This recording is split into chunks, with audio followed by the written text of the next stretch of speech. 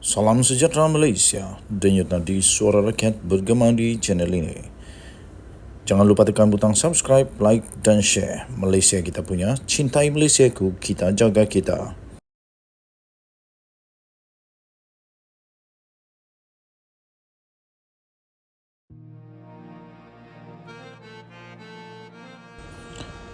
Salam sejahtera Malaysia, denyut nadi suara rakyat bergema di channel ini.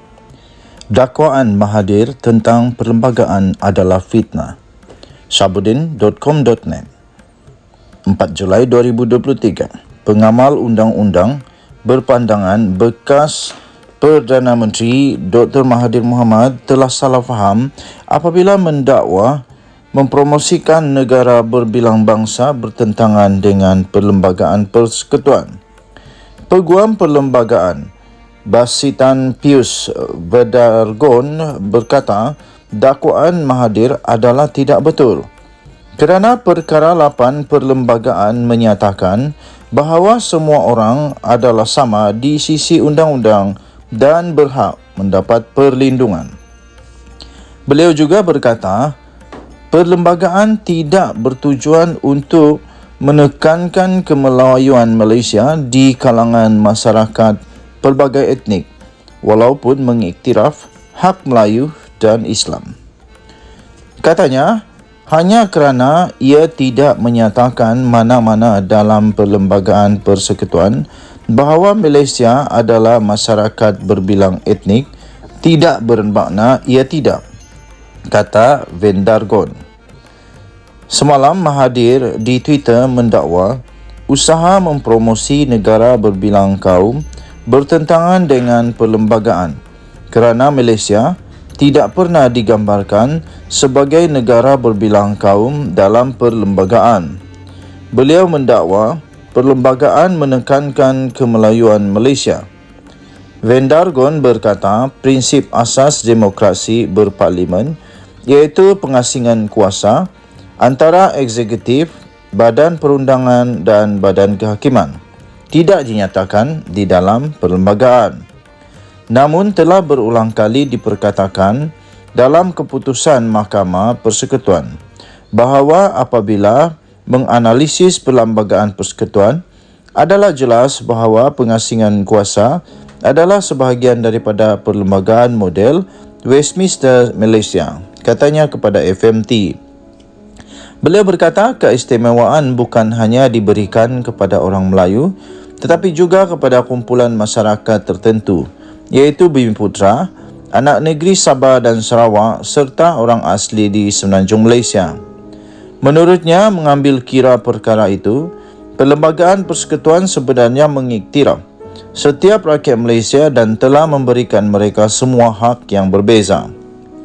Philip Kho, seorang profesor adjung di Universiti Malaya, menyifatkan tafsiran Mahathir terhadap perlembagaan sebagai fitnah. Beliau menjelaskan perlembagaan menggalakkan demokrasi yang kondusif untuk membina sebuah negara berbilang kaum sambil mengiktiraf peranan Islam dan hak orang Melayu. Bagaimanapun, pengiktirafan perlembagaan ini tidak menafikan hakikat bahawa secara keseluruhan Perlembagaan Persekutuan bertujuan untuk melindungi demokrasi liberal landscape politik. Bagi mengatakan bahawa menggalakkan etnik berbilang kaum bercanggah dengan perlembagaan adalah satu penipuan kepada mana-mana pendekatan tafsiran kepada perlembagaan. Suruhanjaya Red dan Cobalt, latar belakang merdeka pembentukan Malaysia, semuanya mengesahkan bahawa kita adalah demokrasi liberal dan bukan autokrasi berasaskan kaum, katanya. Koh berkata mereka yang menyokong adalah saya ulang semula. Koh berkata mereka yang menyokong salah tafsir perlembagaan itu boleh menimbulkan keresahan di kalangan rakyat dan memudaratkan kesejahteraan negara. Sumber daripada freemalaysiatoday.com.my diterbitkan semula di sabudin.com.net. Denyut nadi suara rakyat bergema di channel ini. Jangan lupa tekan butang subscribe, like dan share. Kita jumpa lagi. Bye-bye.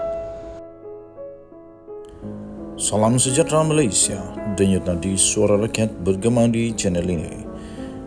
Jangan lupa tekan butang subscribe, like dan share. Malaysia kita punya, cintai Malaysiaku, kita jaga kita.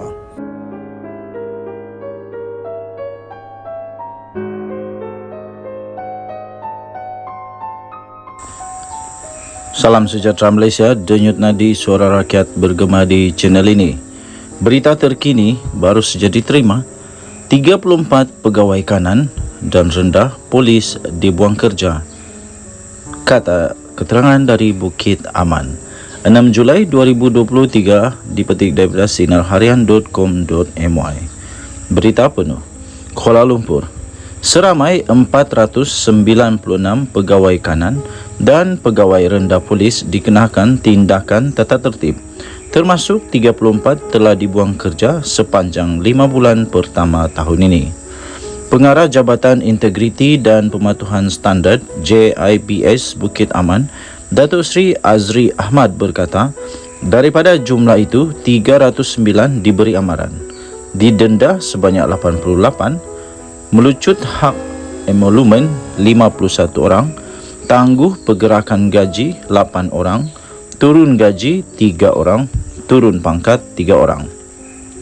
PDRM tidak pernah berkompromi terhadap mana-mana pegawai kanan atau pegawai rendah polis yang terlibat dalam sebarang kegiatan rasuah, salah laku dan salah guna kuasa, kata kenyataan itu.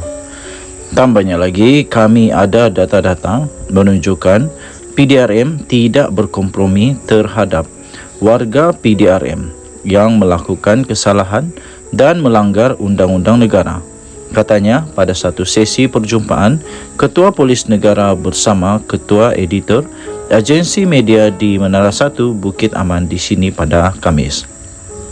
Azri berkata, tahun lepas PDRM telah mengenakan tindakan buang kerja ke atas 154 pegawai kanan dan rendah polis, amaran sebanyak 891, denda 232, lucut hak emolumen 119, tangguh pergerakan gaji 38 dan turun gaji 17 serta turun pangkat 15. Pada tahun 2021 pula, PDRM telah mengenakan tindakan buang kerja ke atas 117 pegawai kanan dan rendah polis, amaran sebanyak 913, denda 316, lucut hak emolumen 150, tangguh pergerakan gaji 34, turun gaji 16 dan turun pangkat pula 25. Katanya, kesalahan yang dilakukan oleh warga PDRM sekiranya jelas daripada segi melanggar peraturan dan kami terima laporan, polis akan buka kertas siasatan. Sekiranya warga PDRM terlibat dengan rasuah, maka SPRM, Suruhanjaya Pencegahan Rasuah Malaysia, akan buat siasatan. Manakala JIPS akan buka kertas siasatan daripada segi tata tertib, katanya. Berita dari bernama diterbitkan semula di sinarharian.com.my. Denyut nadi suara rakyat bergema di channel ini. Jangan lupa tekan butang subscribe, like dan share. Malaysia kita punya, cintai Malaysiaku, kita jaga kita. Kita jumpa lagi. Bye-bye. Salam sejahtera Malaysia, denyut nadi suara rakyat bergema di channel ini. Jangan lupa tekan butang subscribe, like dan share. Malaysia kita punya, cintai Malaysiaku, kita jaga kita.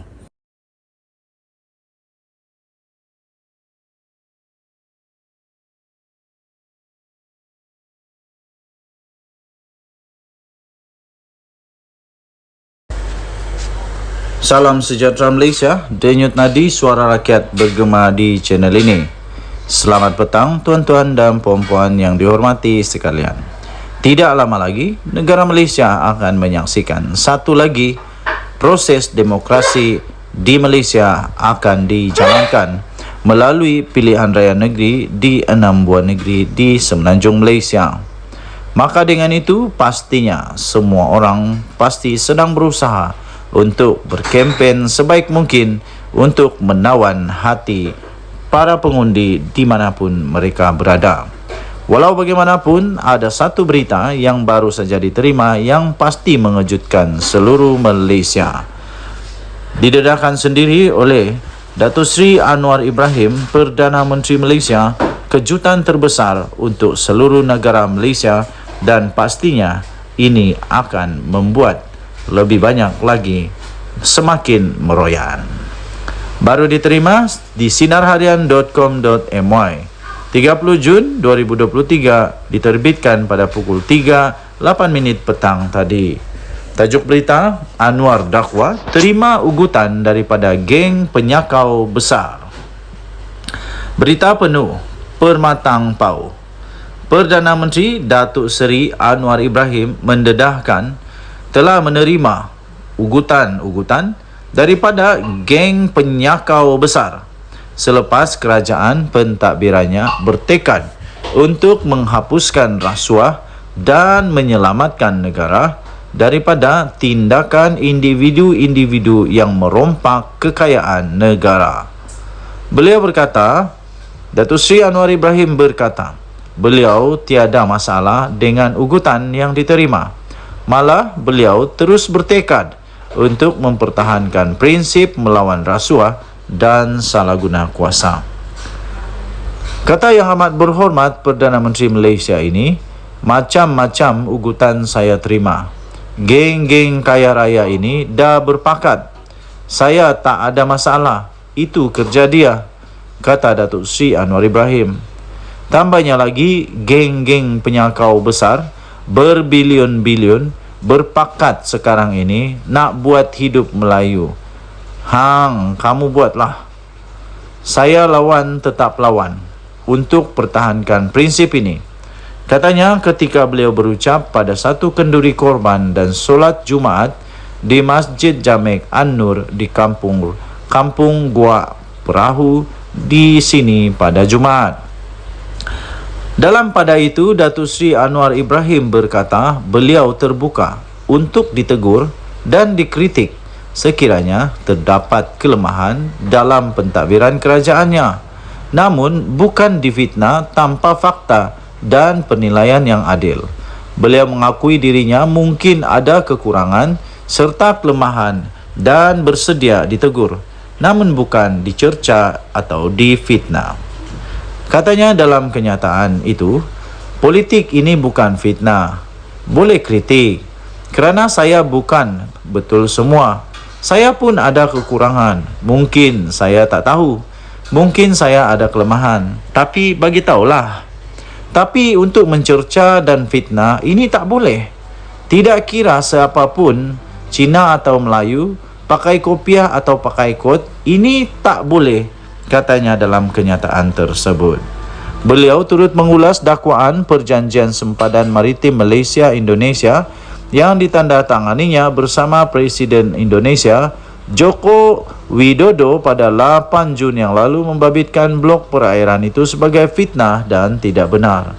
Jelasnya, beliau tidak pernah menandatangani sebarang perjanjian maritim dengan Indonesia.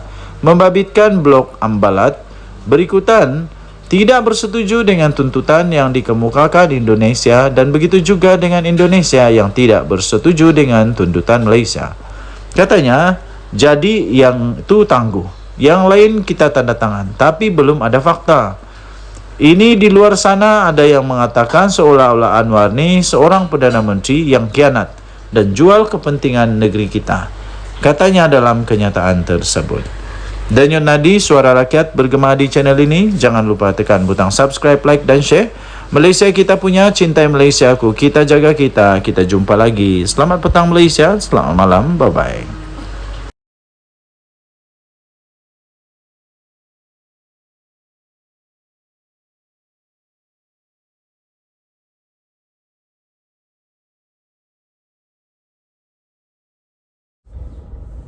Salam sejahtera Malaysia. Danyut Nadi, Suara Rakyat bergema di channel ini. Perkara yang paling dahsyat pernah saya baca adalah perkara ini, saya fikir. Bayangkan 44 juta ringgit tunai. Berapa banyak tu? Cuba kamu komen, mana tahu ada yang kerja bank kah, kerja memang accountant kah, kerja memang dealing with money, cash money. 44 juta cash ni berapa banyak? Mana tahu kamu ada pengalaman, cuba komen. Berapa banyak 44 juta ini? Berapa bag? Cukupkah satu kereta? Tapi memang betul, pelik tapi benar, tapi ini sudah terjadi. 44 juta ringgit Malaysia cash ditemui di pejabat, di rumah bekas seorang pengarah Jabatan Air Negeri Sabah. Aduh, patutlah di kampung kami tiada air. Patutlah banyak kampung tak ada air. Rupanya ramai orang pencuri. Aduh, pencuri. Tapi kita tak tahulah. Kita belum tahu lagi dia ni pencuri ke tidak. Tapi yang jumpa ni 44 juta ringgit ditemui di pejabat dan rumah. Kenapa ada 44 juta ringgit di pejabat dan di rumah? Kenapa yang tak kasih masuk dalam bank? Apa yang takut? Mahkamah Seksyen di Kota Kinabalu diberitahu bahawa wang tunai melebihi 44 juta ringgit. Punya banyak. Gila, nak buat apa dengan 44 juta ringgit tunai ni? Ditemui di pejabat dan di rumah. Di pejabat pun ada, di rumah pun ada bekas pengarah Jabatan Air Sabah JANS, iaitu Awang Muhammad Tahir Muhammad Talib. Perkara itu dimaklumkan oleh Ketua Pasukan Serbuan nombor 8 Hishamuddin Muhammad Esa, 49 tahun, semasa pemeriksaan oleh Timbalan Pendakwa Raya DPP Mahadi Abdul Jumaat. Hishamuddin memberikan keterangan itu sebagai saksi pendakwaan ke-40 di hadapan Hakim Abu Bakar Manat dalam perbicaraan untuk skandal rasuah terbesar di Sabah itu. Beliau berkata lebih 23 juta tunai ditemui semasa di serbuan di pejabat Awang Tahir, AG Tahir, pada 4 Oktober 2016 di Wisma Muiz. Bayangkan di pejabat ada 23 juta ringgit. Aduh, banyaknya. Yang hairan di pejabat tu, staf dia tidak tahu kah? Macam mana duit 23 juta itu ada di pejabat? Waktu orang bagi duit itu orang tidak nampak kah?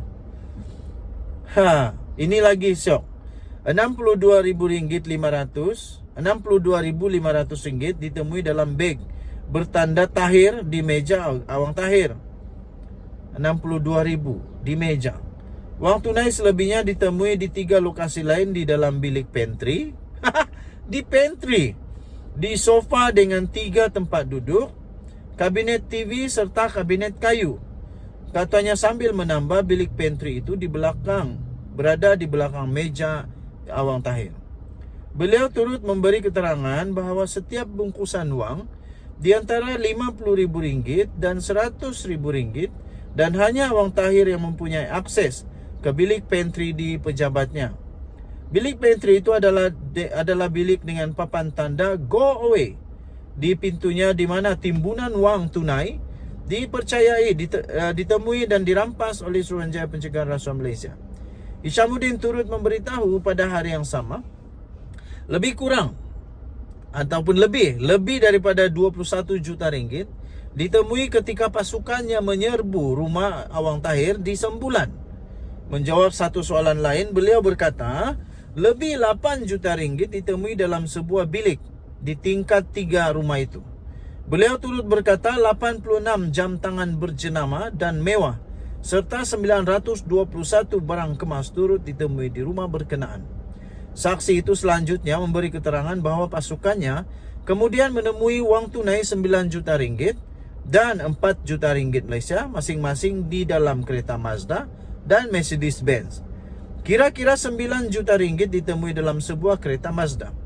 Wang itu dimasukkan ke dalam beberapa beg yang disimpan di dalam bonet kereta.